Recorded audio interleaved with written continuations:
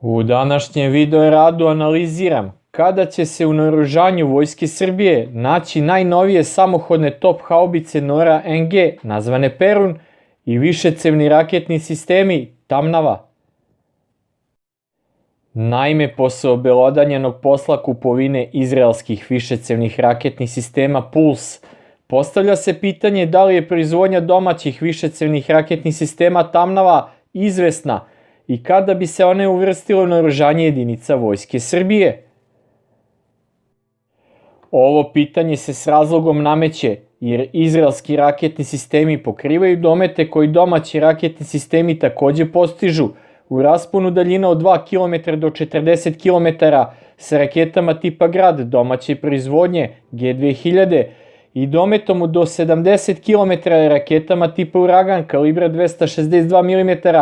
koje i izraelski višecevni raketni sistemi Puls pokrivaju raketama Grad, LAR-122 i LAR-160, kao i raketama Akular-122, Akular-160, kalibra 122 i 160 mm.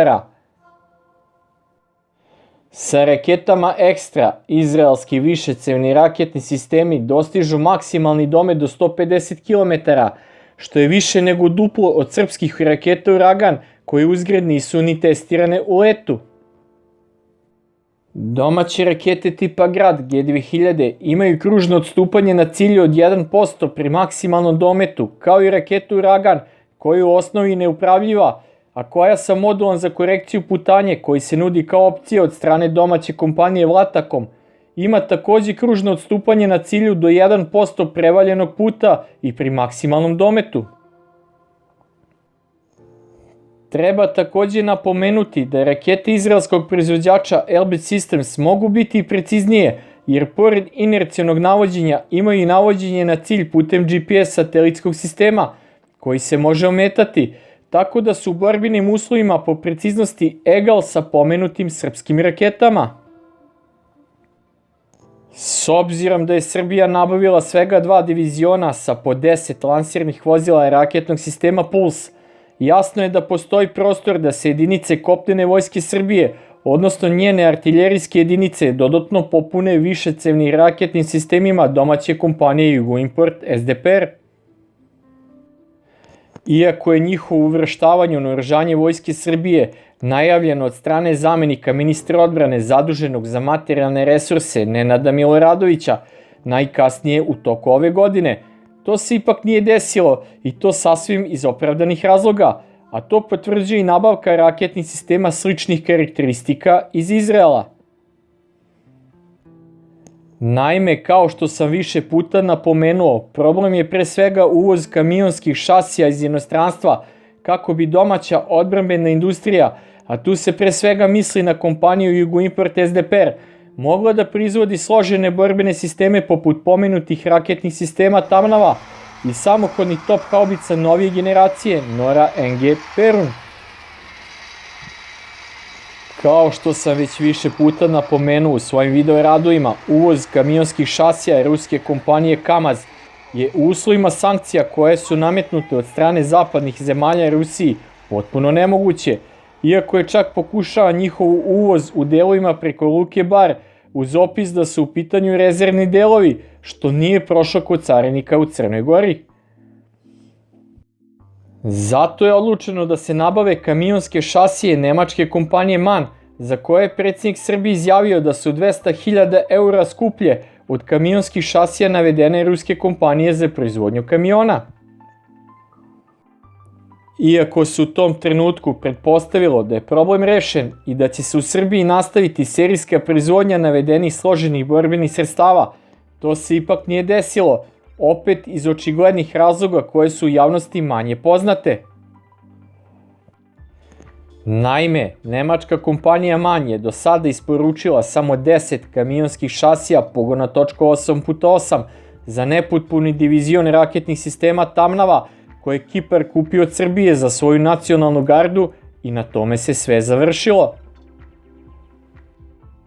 To znači da se u kompaniji Jugoimport SDPR trenutno sklapaju samo 10 Tamnava u njihovom pogonu Utva u Pančevu, a da ove godine neće biti proizvodnje Tamnava za vojsku Srbije, niti samohodnih top haubica Nora Perun. A zašto nemačka kompanija MAN do sada nije prodala kamionske šasije na kojima bi se montirala srpska artiljerijska oruđa za vojsku Srbije i za izvoz takođe? Na ovo pitanje odgovor je relativno lako dati, a on glasi da jednostavno neće da nam ih prodaju, odnosno da uvezemo njihove kamionske šasije, jer bez njih nema ni Nora, ni drugih savremenih artiljerijskih oruđa koja su namenjena za srpsku vojsku, kao i za kupce u inostranstvu. U pitanju su politički kao i ekonomski razlozi, jer naša namenska industrija plasira na međunarodnom tržištu naoružanja složene borbene sisteme vrhunskog odnosa cena-kvalitet, što znači da ako počnemo masovno da proizvodimo i prodajemo to naoružanje u svetu, da nemačke i druge zapadne kompanije proizvođače ovakvih borbenih sistema potiskujemo sa tržišta našom prodajom. Kvalitet srpskih složenih borbenih sistema je na vrhunskom nivou, čak su u nečemu mnogo bolji nego složeni borbeni sistemi drugih svetskih proizvođača, a to je najviše primetno u upotrebnoj istrajnosti cevi, kao i po rešenjima automatskog punjenja kod Nore Perun. Na sve to treba dodati i više puta manju cenu u odnosu na zapadne konkurente, jer samohodna top haubica Nora M15 košta na inostranom tržištu oko 2,2 miliona dolara, dok samohodna top haubica nemačke proizvodnje Panzerhaubice 2000 ne košta manje od 10 miliona dolara po jednom artiljerijskom oruđu. Takođe treba napomenuti da je kod top haubice Nora nove generacije, nazvane Perun, broj članova posade do 3 člana, a zna se da je u većini vojski sveta jedan od većih problema nedostatak vojnika, što je još jedan adut u prodaji srpskih artiljerijskih sistema. Takođe treba napomenuti da je i balistička zaštita članova posade među najvećim u klasi samohodnih top haubica na točkaškoj platformi, što je još jedna prednost u odnosu na konkurenciju. I kao i uvek, opet političari koji u prodaji naoružanja itekako vode glavnu reč, jednostavno se vode logikom da ako Srbija otpočne masovnu serijsku proizvodnju modernog i moćnog artiljerijskog naoružanja, će svoju vojsku značajno jačati po pitanju vatrene moći i njihove manevrabilinosti, što će poremetiti balans moći vojske u regionu.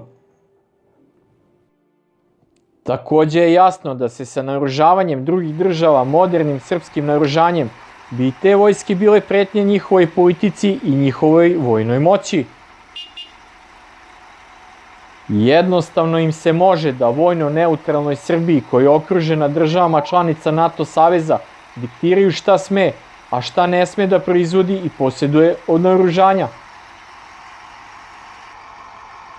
Zato se Srbija okrenula proverenim prijateljima, pa će višecevni raketni sistemi Tamnava i nova generacija top haubica Nora biti verovatno montirane na češkim kamionskim šasijama kompanije Tatra, verovatno kao i kupljeni izraelski raketni sistemi Puls.